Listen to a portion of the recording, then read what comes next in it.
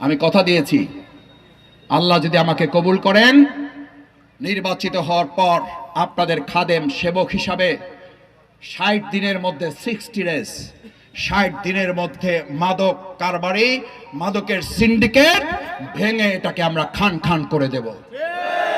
আমার ভাই এবং বোনেরা, আমরা দুর্নীতির ব্যাপারে বলেছি পরিষ্কার কথা, দুর্নীতি আমরা 90 দিনের মধ্যে এটা লাগাম টানবো। আপনাদের সহযোগিতা লাগবে না? লাগবে না? লাগবে। আমরা শুধু সহযোগিতা না, আমরা আপনাদের শুধু ভোট চাই না, আপনাদের এই ভোট পবিত্র আমানত।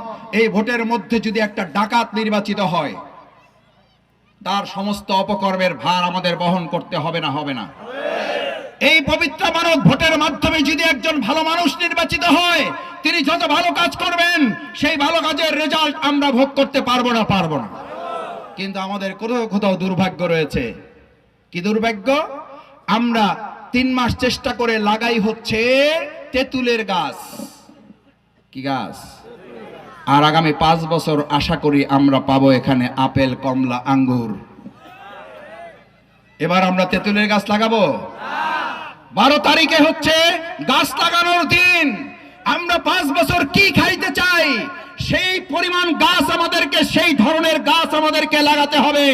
এবার আমরা বাউফলবাসীর হাতে তেঁতুলের পরিবর্তে আপেল, আঙ্গুর, খুরমা তুলে দিতে চাই। সেই বৃক্ষ আমরা 12 তারিখে রোপণ করতে চাই। নারে